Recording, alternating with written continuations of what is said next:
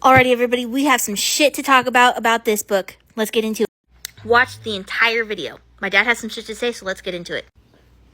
Okay, so I came across this book, and I didn't open it up, I didn't read it, but I knew a little bit about Masons, and I've researched some of this stuff before, in the past. So, I decided to give the book to my daughter, who you all know is reading it, and, so when I heard her, reading it and talk, like out loud kind of, I went over and because I heard a name that she had said, and I went over and I checked it out, and it had a picture of the man, and his name is Albert Pike.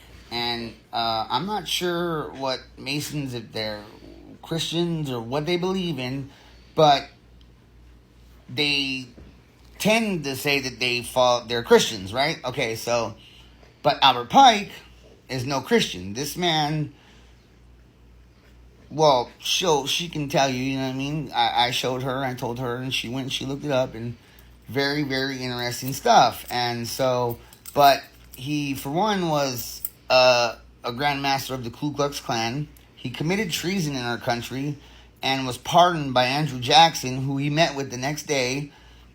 He was, I forget the name of the group, but Haiylee will tell you, but he was head of this, he was Grand Master of this Luciferian group. He wore a bracelet on his wrist that he believed would keep him in communications with Lucifer, and which he did every day. And he had a visionary of Lucifer coming to him, he said, and basically explained to him 3 world wars and how they would have to be accomplished. And so that's what, I think you all will find this very interesting. So, what I found out about Albert Pike was he was part of a Luciferian group called the Paladinians, okay? And he truly thought and believed that he was talking to Lucifer. Like my dad had mentioned, he had a bracelet that he wore that he would use to communicate with Lucifer himself. Now, one of these times when he was talking to Lucifer, Lucifer had given him a vision of 3 world wars, okay?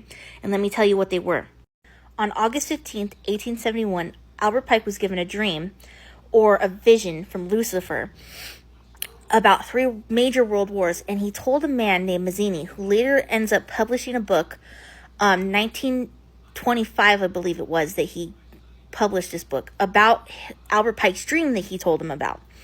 Now, it was about 3 world wars, as I had mentioned, and the first one was about permitting the Illuminati to go in and overthrow the Tsar of Russia and to create it as an atheist, communist country.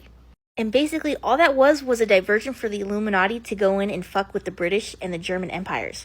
And at the end of the war, communism will be used to destroy governments and religions. Now, the Second World War was basically meant to end Nazism, as we all know, but to bring about Zionism to both Palestine and Israel. They did this to make it as equally as strong as Christianity, and so when the time comes, they can put Christianity in check. Now, why put Christianity in check? Well, because people don't know this, but they basically planned to take over the entire world. And nobody knows, but Nazism and Zionism were both made by the Illuminati. And this rolls into World War III, which we're about to go into. And get this.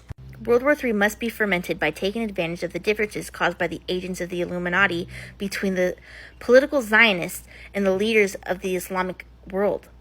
What World War is about to start right now? And who the heck does it involve? Yeah. This is all created by the Illuminati. Everybody just be ready. And just know, this is all just bullshit. And who knew about this? None other than Albert Pike. And who do they reference multiple times in this book? Just in the first beginning few pages? Albert Pike. So where the heck do the Freemasons stand in all this? Are they just blinded too by all this shit? Anyways, we'll talk about this more later. Deuces. See you tomorrow.